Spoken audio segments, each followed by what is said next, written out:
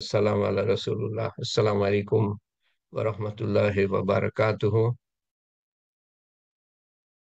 আল্লাহ তাআলার অশেষ শুকরিয়া।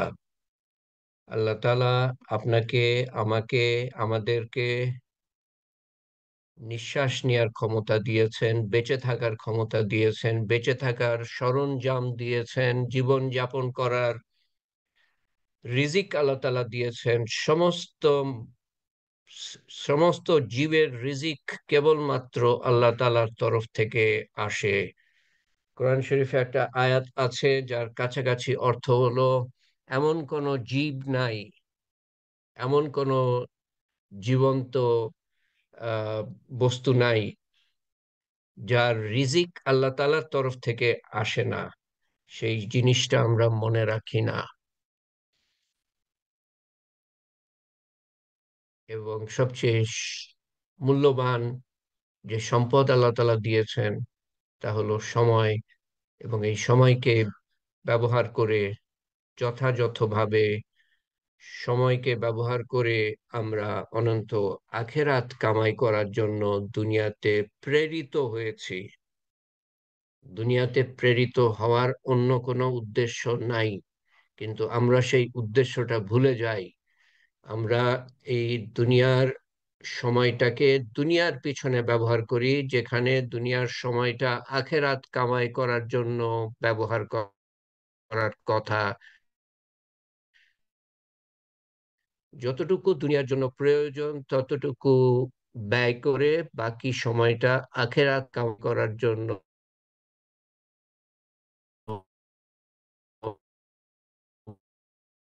ব্যয় করার কথা আমাদের, যাতে অনন্ত আখেরাতে আমরা পেতে পারি। দুনিয়া তো দুই দিক, কামাই করার প্রয়োজন, এবং সেই বিষয়টাই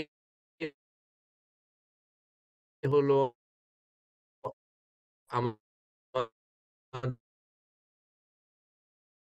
আমাদের বর্তমান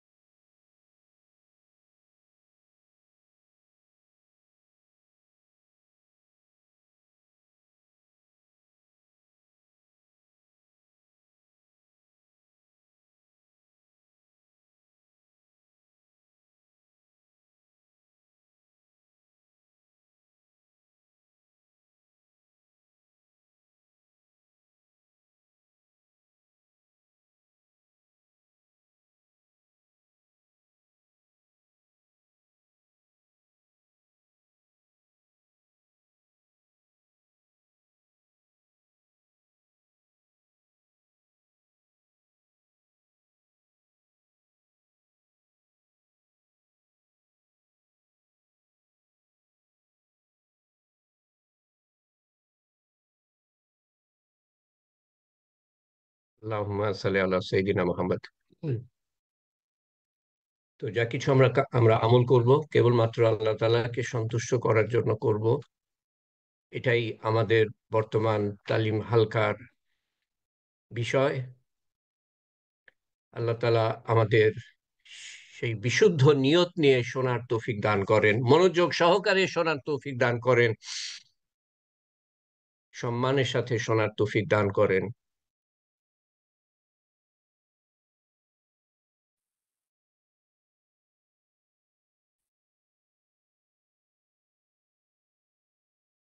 আমল করার নিয়তে শোনার তৌফিক দান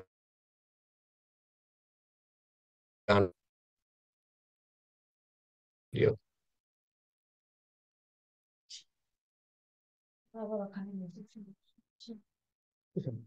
শুনছেন না?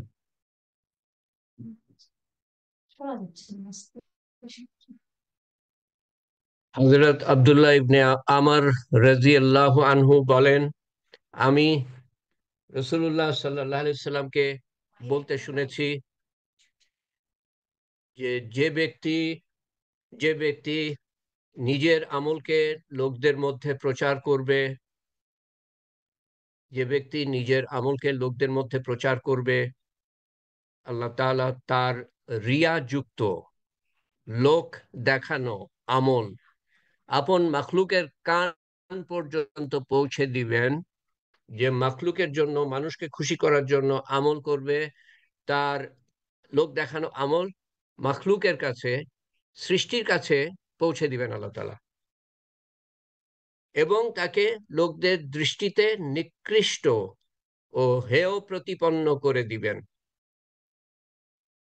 তাকে লোকদের দৃষ্টিতে নিকৃষ্ট ও হেয় প্রতিপন্ন করে দিবেন, তাকে নাজেহাল করবেন।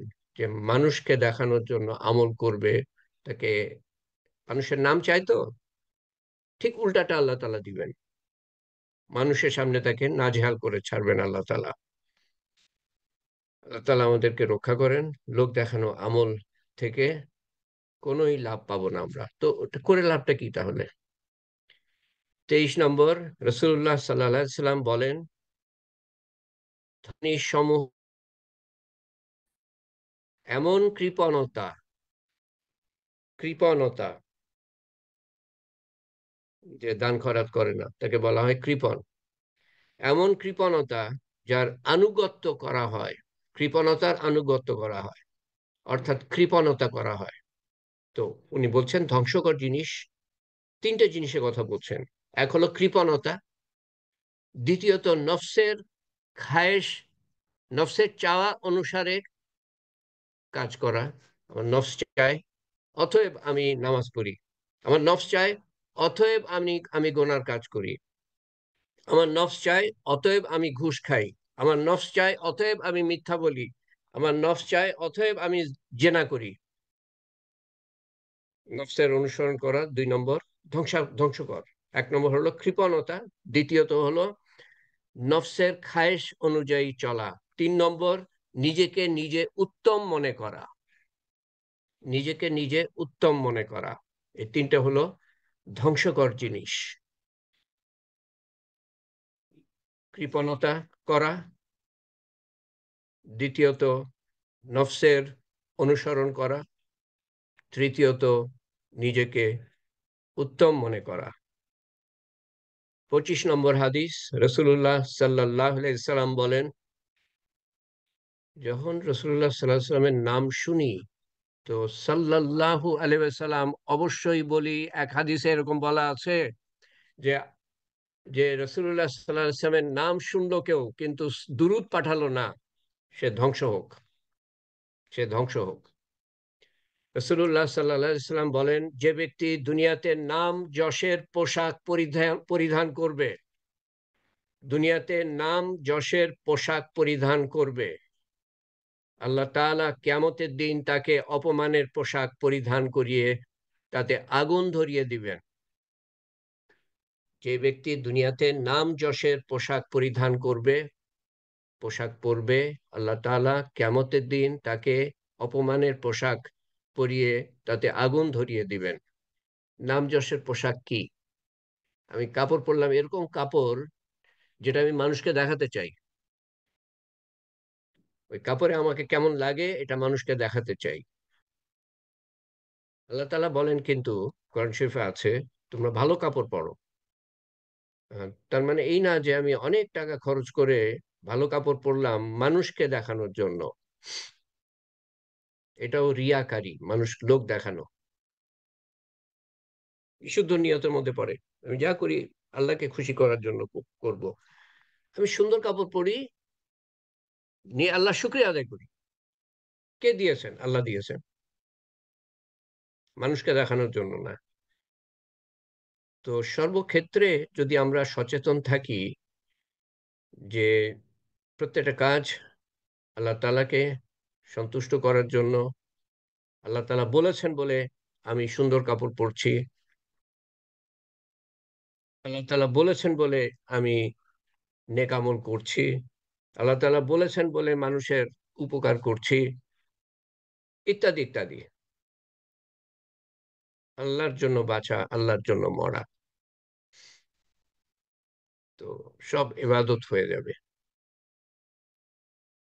কিন্তু এর আগে বলেছিলাম যে প্রত্যেক ক্ষেত্রে আমাদেরকে দেখতে হবে যে আল্লাহর হুকুম আছে কিনা, নবীর সুন্নত কি। আল্লাহর হুকুম আছে, আচ্ছা, তো রসুল্লাহ সাল্লাহ সাল্লাম কিভাবে সেটা পালন করে দেখিয়েছেন, এবং এখলাসের সাথে।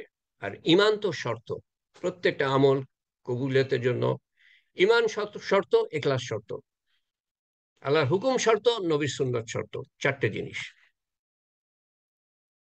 তো আবার পড়ছি যাতে মনে থাকে, আবার যে কবে এই হাদিসে আসবো জানি না, আরেকবার পড়ে নিলাম যাতে করে আমাদের মনে থাকে।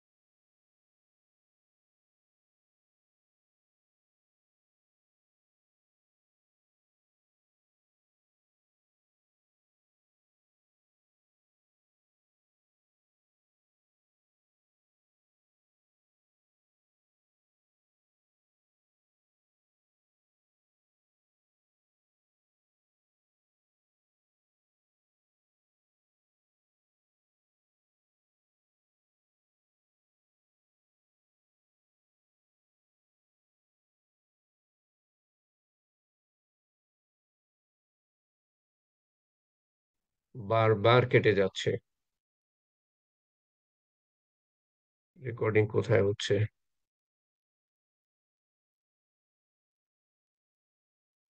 উম,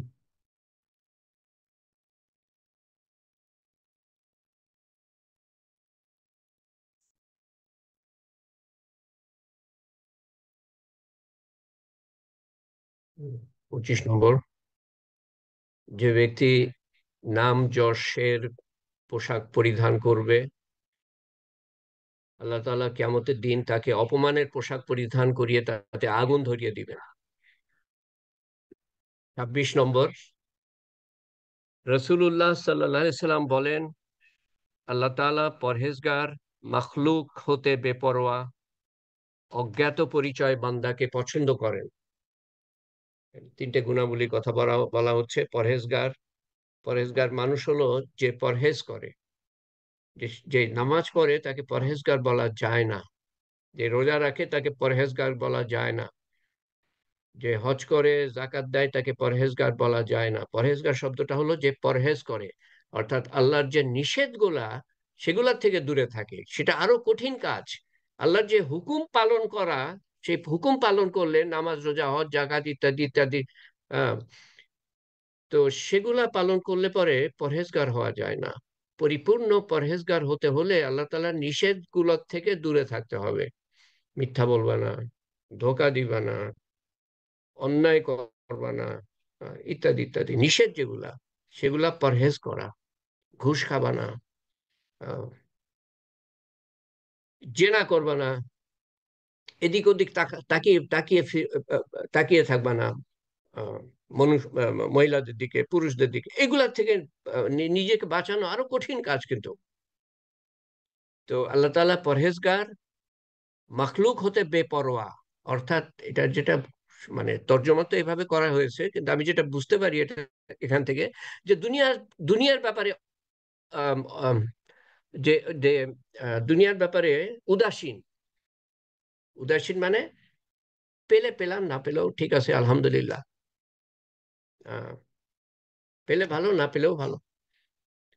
সেই ব্যক্তি হলো দুনিয়ার থেকে, দুনিয়ার ব্যাপারে উদাসীন, একটা অনীহা ভাব। দুনিয়া, দুনিয়ার লক্ষ্য না সেই ব্যক্তির। তো সেই ধরনের লোককে ভালোবাসেন, পরহেজগার লোককে ভালোবাসেন, আর অজ্ঞাত পরিচয় বান্দাকে পছন্দ করেন, যে নিজেকে জাহির করতে চায় না। আল্লাহর ওয়াস্তে করে প্রত্যেকটা কাজ, প্রত্যেকটা আমল, নিজেকে জাহির করতে চায় না। জাহির করতে চাইবো তো তা আল্লাহ তাআলার কাছে কবুল হবে না। শুধু কবুল হবে না সেটা না, উল্টা আমি শাস্তি পাবো সেই সম্বন্ধে হাদিস আছে। আমল করলেই হলো না। এখলাসের সাথে করতে হবে, আর না হলে আমি সমূহ বিপদের মধ্যে পড়ে যাব। 27 নম্বর, হজরত আবু হুরায়রা রাদিয়াল্লাহু আনহু বর্ণনা করেন, রাসূলুল্লাহ সাল্লাল্লাহু আলাইহি সাল্লাম আনসারী মহিলাদের বলেন, তোমাদের মধ্যে হতে যারই তিনজন সন্তান মারা যাবে আর সে তার তার উপর আল্লাহ তাআলার নিকট সওয়াবের আশা রাখবে, সে নিঃসন্দেহে বেহেশতে প্রবেশ করবে। সন্তান মারা গেল, এখানে তিনজনের কথা বলা আছে। আমি আল্লাহ তাআলার উপর সন্তুষ্ট থাকলাম, ও সন্তানকে নিয়ে গিয়েছে, বা যে কোনো অন্য হাদিসে আছে যে কোনো আপনজনকে নিয়ে গেল আমার, সেখানে অবশ্য সংখ্যা বলা নাই, একটা দুইটা তিনটা, এখানে তো তিনটা বলা আছে। অন্য হাদিসে যদি দুটা মিলাই আমরা, তো যে কোনো আপনজন প্রিয়জনকে আল্লাহ তাআলা নিয়ে গেলেন, আমি তারপরে আল্লাহর উপর সবর করলাম। অন্য হাদিসে সবর শব্দটা ব্যবহার করা আছে, এবং আল্লাহর উপর আমি সন্তুষ্ট থাকলাম, আল্লাহ তাআলার কাছে সওয়াবের আশা রাখলাম, সে নিঃসন্দেহে বেহেশতে প্রবেশ করবে, গ্যারান্টি, গ্যারান্টি। তো উনি বলছিলেন যাদেরকে, তাদের মধ্যে হতে একজন মহিলা জিজ্ঞাসা করলেন, ইয়া রাসূলুল্লাহ সাল্লাল্লাহু আলাইহি সাল্লাম, যদি দুইজন সন্তান মারা যায়? তিনি বললেন, যদি দুটি সন্তান মারা যায় তবুও একই সওয়াব পাবে, বেহেশতের গ্যারান্টি। এবং আরেক হাদিসের কথা বলছিলাম, সেখানে কোনো সংখ্যা বলা নাই, এবং সেখানে সন্তান শব্দটা ব্যবহার করা নাই, আপনজন শব্দটা ব্যবহার করা আছে, বা তার কাছাকাছি শব্দ ব্যবহার করা আছে। যে কোনো আপনজন মারা গেল, আমি ধৈর্য ধারণ করলাম, আল্লাহর উপর সন্তুষ্ট থাকলাম, সওয়াবের নিয়ত করলাম, দুটো হাদিস আমি মিলিয়ে বলছি, আল্লাহ তাআলা বেহেশতের গ্যারান্টি দিচ্ছেন। এটা নিয়তের সাথে সরাসরি জড়িত না, কিন্তু তবুও ওই নিয়তের উপরে যে হাদিসগুলো ছিল না, সেখানে এটা ছিল। আমি ভাবলাম যে এটা আমাদের জানা উচিত, আলোচনা করা উচিত। সেজন্য, যদিও নিয়তের সাথে সরাসরি এটা সম্পৃক্ত না, তবু আমি ভাবলাম যে এটা আমি আপনাদের সামনে পেশ করি। আর দুটো হাদিস আছে, দুটো না আসলে তিনটে। একটা হলো অনেক বড়, সেটা আজকে হবে না, সেটা সামনের বার আলোচনা করতে হবে। 28 নম্বর হাদিস, রাসূলুল্লাহ সাল্লাল্লাহু আলাইহি সাল্লাম বলেন, আল্লাহ তাআলা যখন মুমিন বান্দার কোনো প্রিয়জন, ওই এটার কথা আমি বলছিলাম, প্রিয়জনকে নিয়ে যান আর সে তার উপর সবর করে, সওয়াবের আশা রাখে, এবং সে কথা বলার হুকুম, এবং যা কথা বলার, যে কথা বলার হুকুম করা হয়েছে তাই বলে, বিপদে পড়লে আল্লাহ তাআলা বলেন কোরআন শরীফে, তোমরা ইন্না লিল্লাহি ওয়া ইন্না ইলাইহি রাজিউন পড়ো। যে কোনো বিপদ, কেউ মারা যাক আর যে কোনো বিপদে পড়ুক, যদি ইন্না লিল্লাহি ওয়া ইন্না ইলাইহি রাজিউন বলে, তো আল্লাহ তাআলা এই বিপদের বদলে তাকে সওয়াব দিবেন। আর যদি কাউকে দুনিয়ার থেকে নিয়ে যান প্রিয়জনকে, এবং তারপর ইন্না লিল্লাহি ওয়া ইন্না ইলাইহি রাজিউন বলে, আর আল্লাহর উপর সবর করে, আর সওয়াবের আশা রাখে, আল্লাহ তাআলার উপর সন্তুষ্ট থাকে, আল্লাহর উপর সন্তুষ্ট থাকে, সেটা কিন্তু আরেকটা হাদিসে আছে, তৃতীয় একটা হাদিসে। তো আল্লাহ তাআলা তার জন্য বেহেশতের চেয়ে কম কোনো বিনিময়ের উপর রাজি হবেন না। অর্থাৎ এখানেও বেহেশতের গ্যারান্টি দেওয়া হয়েছে। এখানে তিনজন সন্তানের কথা বলা হচ্ছে না, দুজন সন্তানের কথা বলা হচ্ছে না, এখানে যে কোনো একজন আপনজনকে যদি আল্লাহ তাআলা নিয়ে যান, এবং সেই ব্যক্তি, যার আপনজনকে নিয়ে যাওয়া হলো, সবর করে, সওয়াবের আশা রাখে, আল্লাহ তাআলার উপর সন্তুষ্ট থাকে, তাহলে বেহেশতের গ্যারান্টি। প্রত্যেকটা সহিহ হাদিসের বই থেকে নেয়া। 29 নম্বর হাদিস, হযরত সাদ রাদিয়াল্লাহু আনহু বলেন, আমি রাসূলুল্লাহ সাল্লাল্লাহু আলাইহি সাল্লামকে এই কথা বলতে শুনেছি যে, আল্লাহ তাআলা ভালোবাসেন সেই বান্দাদের, আল্লাহ তাআলা ভালোবাসেন সেই বান্দাদের যারা তাকে ভয় পায়। তাকওয়া, তাকওয়া, এই তাকওয়ার থেকে আসে পরহেজগারিতা। আল্লাহ তাআলার নিষেধ থেকে আমি দূরে থাকবো যখন আল্লাহ তাআলার ভয় থাকবে অন্তরে। আল্লাহ তাআলা ভালোবাসেন সেই বান্দাদের যারা তাকে ভয় পায়। কোরআন শরীফ আল্লাহ তাআলা বলছেন, আয়াতটা কি, যে ইয়া আইয়ুহাল্লাযীনা আমানু তাকুল্লাহা হাক্কান তুকাতিহি, তোমরা আল্লাহকে ভয় করো যেরকম ভয় করা উচিত। আল্লাহ তাআলাকে যেরকম ভয় করা উচিত সেরকম আল্লাহ তাআলাকে ভয় করো। এবং তারপর বাকি জায়গায়, বাকি আয়াতের বাকি অংশে বলা হচ্ছে ওমা তামুতুন্না ইল্লা ওয়া আনতুম মুসলিমুন, ইয়া আইয়ুহাল্লাযিনা আমানু তাকুল্লাহা হাক্কা তুকাতিহি ওয়া লা তামুতুন্না ইল্লা ওয়া আনতুম মুসলিমুন। এবং মুসলমান না হয়ে কবরে প্রবেশ করো না। মুসলমান মানে হলো যে নিজেকে পুরাপুরি আল্লাহ তাআলার কাছে সমর্পণ করে, তার মানে আল্লাহ তাআলার হুকুম মতো চলে পুরাপুরি ভাবে, তাকে বলা হয় মুসলমান। তো সেই সংজ্ঞা অনুযায়ী আমরা মুসলমান কি না সেটা আপনি চিন্তা করে দেখেন। সংজ্ঞা হলো এটা, আপনি আমি বানালে হবে না সংজ্ঞা। মুসলমানের সংজ্ঞা হলো যে নিজেকে সারেন্ডার করে, সমর্পণ করে আল্লাহর হুকুমের কাছে পুরাপুরি ভাবে। খেয়াল খুশি মতো না, এটা আমার খেয়াল হয় তো আমি পালন করব, এটা খেয়াল হয় না তো আমি পালন করব না। সেটা হলো মন চাহে জীবন, সেটাকে মুসলমান বলে না, মুসলমানিত্ব বলে না। তো তো এই আয়াতে বলা হচ্ছে যে তোমরা আল্লাহকে ভয় করো যেরকম তাকে ভয় করা উচিত, এবং মুসলমান না হয়ে, তার মানে আল্লাহ তাআলার কাছে সমর্পণ পুরাপুরি না করে কবরে এসো না, বিপদ আছে। আমাদের হোশ আছে সে ব্যাপারে? আল্লাহ তাআলা ওয়ার্নিং দিচ্ছেন। তো এই হাদিসে কি বলছে যে আমি রসুল্লাহ সাল্লাল্লাহু আলাইহি সাল্লামকে বলতে শুনেছি যে আল্লাহ তাআলা ভালোবাসেন সেই বান্দাদের যারা তাকে ভয় পায়, যারা সন্তুষ্ট যা আছে তাতে, তাতে সন্তুষ্ট, যা আছে তাতে সন্তুষ্ট, কারো কাছে চায় না।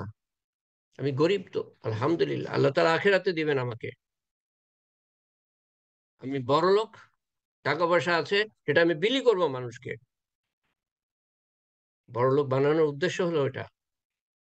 আমার অর্থের মধ্যে, ধনের মধ্যে, সম্পদের মধ্যে গরিবদের হক আছে, আমি সেটা আদায় করি কিনা, সেটা আল্লাহ তাআলা দেখতে চান।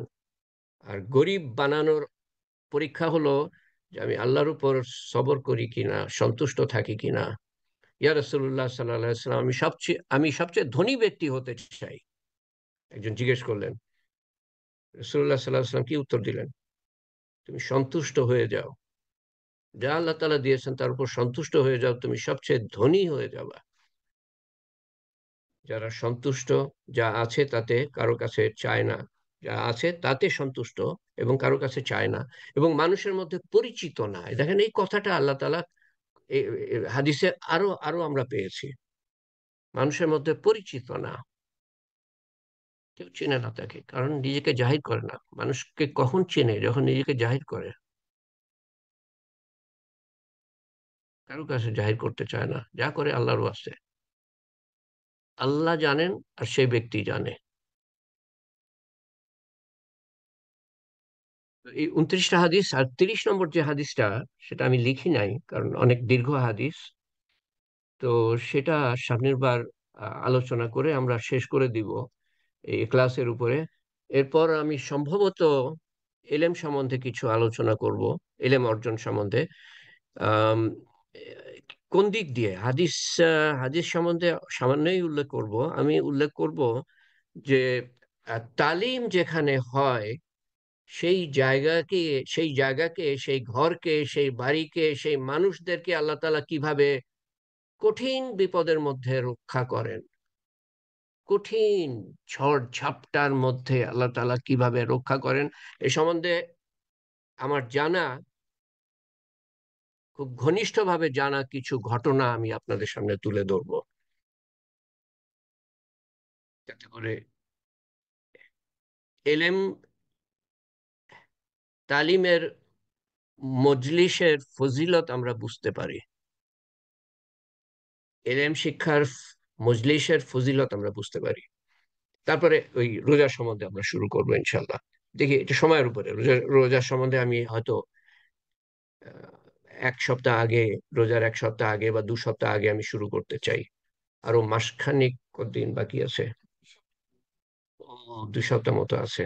ঠিক আছে, তো এলেমের পরেই আমরা আহ তালিমের ফজিলত, তালিমের, যেখানে তালিম হয়, কথাটা মোটামুটি এরকম যে যে ঘরে তালিম হয় নিয়মিত, সে ঘরের ছাদ পর্যন্ত আজাব আসলেও ছাদ ভেদ করবে না। এটার কিছু ঘটনা আমি তুলে ধরবো আপনাদের সামনে। তো হুম, 3 সপ্তাহ আছে। ওকে। তো এই যে লোক দেখানোর জিনিসটা যে কত ক্ষতিকর, এটা আমি সামনের বারই বলি, আজকে থাক। সামনের বারই বলি, তো তাড়াতাড়ি শেষ করতে হবে। তো আজকে শুক্রবার, শুক্রবার আমি সাধারণত আহ, যারা বিশেষ অসুস্থ তাদের নাম বলে থাকি, বা যারা আমাদের মধ্যে থেকে ইন্তেকাল করেছেন গত 5 বছরের মধ্যে তাদের নাম বলে থাকি। আমি একটা মিটিং থেকে আসলাম মাত্র, তারপরেই এটা সময় হয়ে গেল। আমি কাগজপত্র যে আমার কোথায় আছে না আছে আমি জানি না, এই জন্য আমি নাম পড়তে পারছি না। শুধু আহ দেখি কেউ কোনো মেসেজ দিয়েছে কিনা। দুটো জিনিস সামনে বার বলবো। এক হলো যে লোক দেখানো আমল করলে যে কি ক্ষতি, তার মধ্যে মারাত্মক ক্ষতি, সেটা একটা। আর আরেকটা, আহ, আমি ওই একটা বেশ বড় হাদিস, সে মানে খুবই ভয়ঙ্কর হাদিস, যে হাদিস বলতে গিয়ে আবু হুরায়রা রাদিয়াল্লাহু আনহুর মতো মানুষ 3বার বেহুশ হয়ে যান সে হাদিস বলতে গিয়ে। এত মারাত্মক হাদিস এই নিয়তের উপরে। মুশাররফ অসুস্থ, আহমেদ উজ্জ্বল ছোট ভাই মুশাররফ অসুস্থ, বিশেষ দোয়ার দরখাস্ত, আল্লাহ তাআলা মুশাররফকে সুস্থ করেন।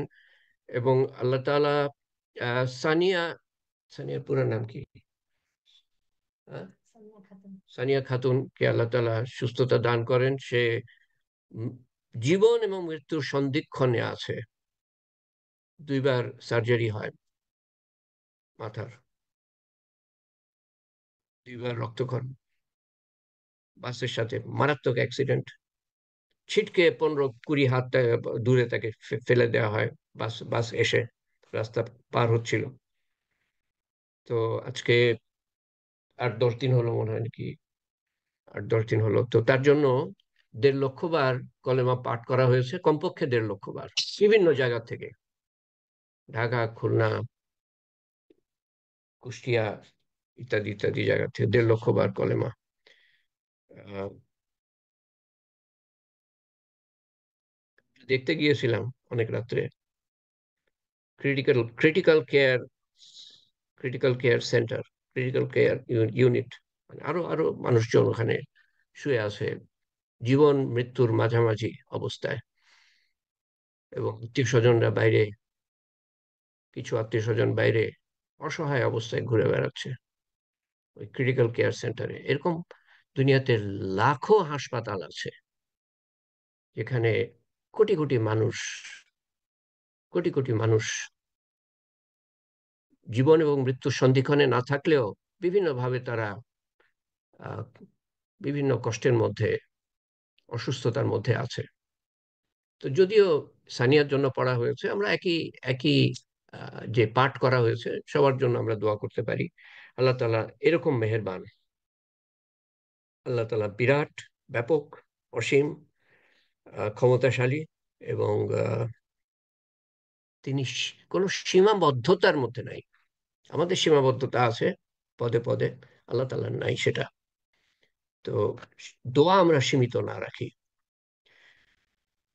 কি বলতে যাচ্ছিলাম, যারা যারা অসুস্থ আছেন সবার জন্য আমরা দোয়া করব। যারা যারা বিপদগ্রস্ত তাদের জন্য আমরা দোয়া করব।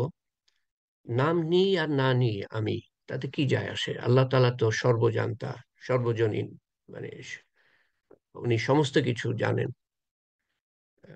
সবার সম্বন্ধে আপনি আছেন, আপনার মনের মধ্যে কি আছে, আপনি আছেন বলে আল্লাহ তাআলা জানবেন যে আপনার মনের মধ্যে কি আছে। আল্লাহুম্মা সাল্লি আলা সাইয়্যিদিনা মুহাম্মদ।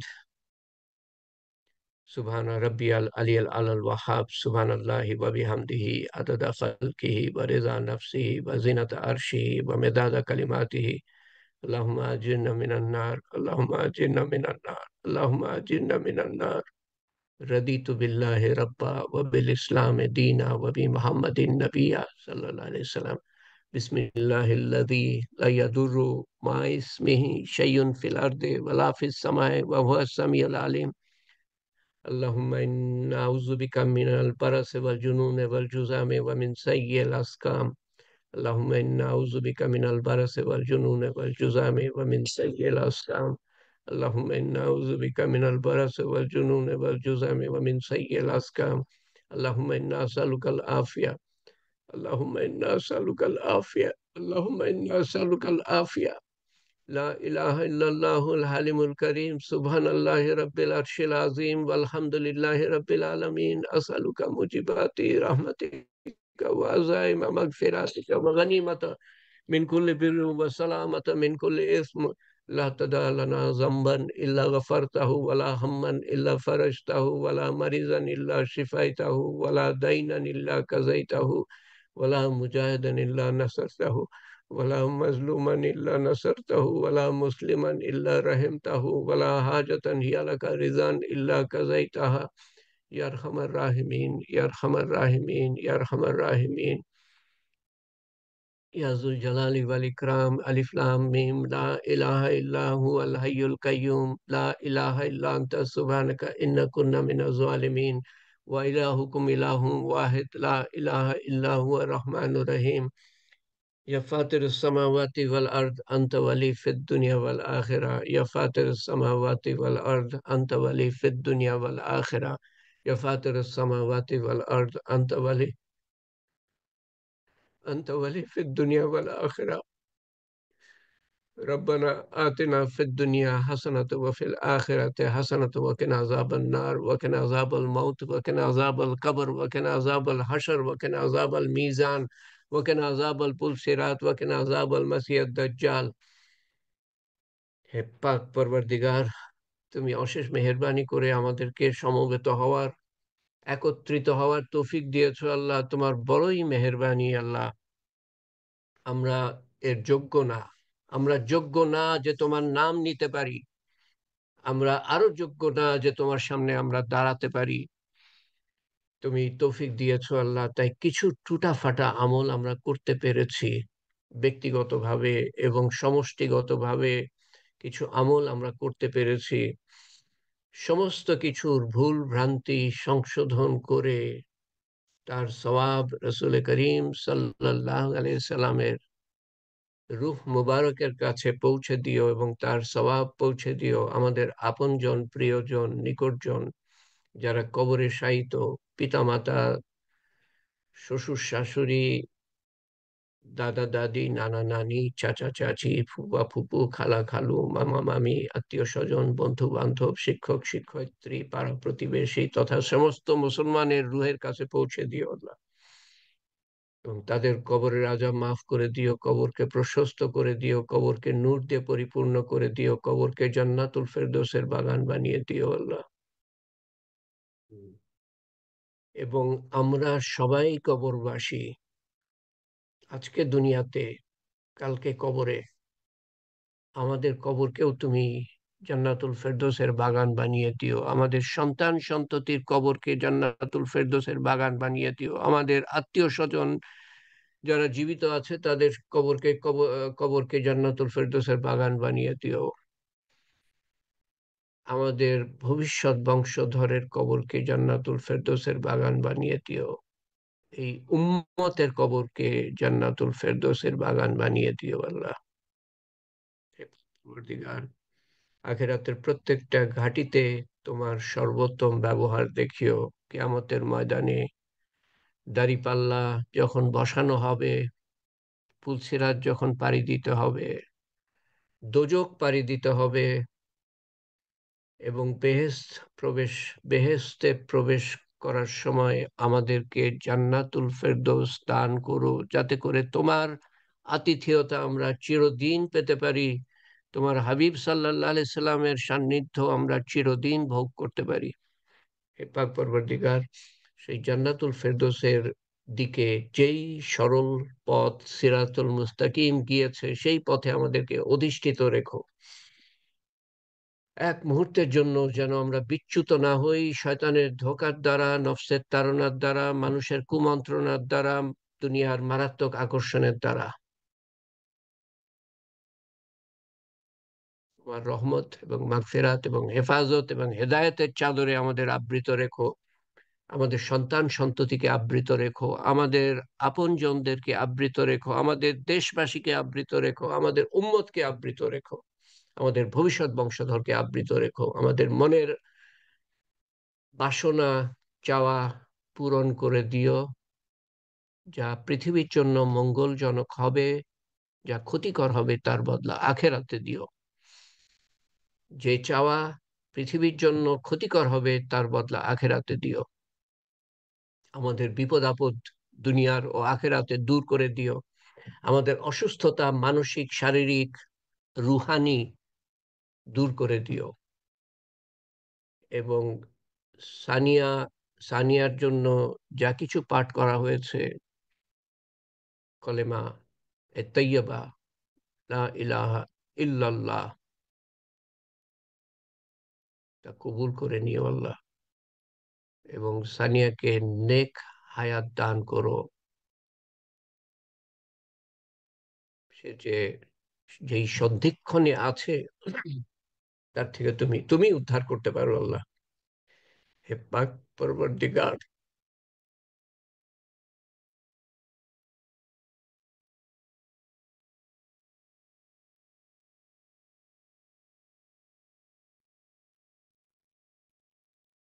পুত্র সত্তা, যিনি এই সন্ধিক্ষণ থেকে উদ্ধার করতে পারে,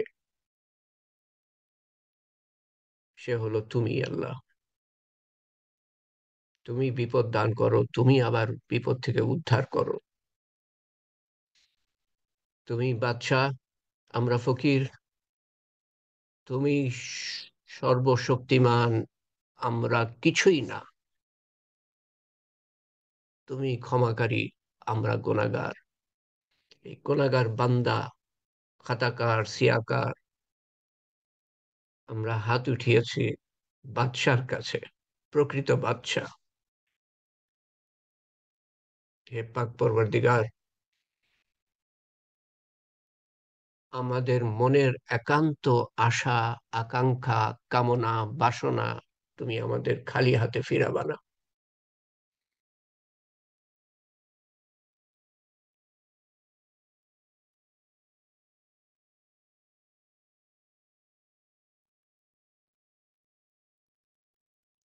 আমাদের মধ্যে যারাই অসুস্থ, তাদের সবাইকে সুস্থতা দান করো। যারাই বিপদগ্রস্ত, তাদের সবাইকে বিপদ থেকে উদ্ধার করো। তোমার শান মতো চাওয়ার ক্ষমতা আমার নাই আল্লাহ, আমাদের কারোর নাই, কারোর নাই। তোমার শান মতো দান করো। তোমার শান মতো হেফাজত চাওয়ার ক্ষমতা আমাদের নাই। তুমি তোমার শান মতো আমাদেরকে হেফাজত করো, আমাদের সবাইকে হেফাজত করো। আমাদের অন্তরে যারা আছে তাদেরকে হেফাজত করো। তোমার হাবিব সাল্লাল্লাহু আলাইহি সাল্লাম যা কিছু চেয়েছিলেন, আমরাও তাই চাই। এবং তিনি যার থেকে, যা কিছুর থেকে পানা চেয়েছিলেন, আমরাও তার থেকে পানা চাই। আল্লাহুম্মা আসআলুকা ঈমানান কামিলান, ইয়াকিনান সাদিকান, ইলমান নাফিয়া, রিজকান ওয়াসিয়া, আমালান সালিহা, হায়াতান তাইয়্যিবা, দুআ মুস্তাজাব, লিসানান যাকিরা, কলবান খাশিয়া, রিজকান হালালান তাইয়্যিবা, শিফায়ে মিন কুল্লি দাই, ইয়া কাযিউল হাজাত, ইয়া রাফিয়াদ দারাজাত, ইয়া হালাল আল মুশকিলাত, ইয়া হালাল আল মুশকিলাত, ইয়া হালাল আল মুশকিলাত, ইয়া মুজিবুদ দাওয়াত, ইয়া মুজিবুদ দাওয়াত, ইয়া মুজিবুদ দাওয়াত, বিরহমাতিকা নাস্তাগীস, ইয়া আউয়াল আল আউয়ালিন, ইয়া আখির আল আখিরিন, ইয়া আকরাম আল আকরামিন, ইয়া আরহামার রাহিমিন, ইয়া রাহিম আল মাসাকিন, ইয়া জিল কুওয়াতাল মাতিন।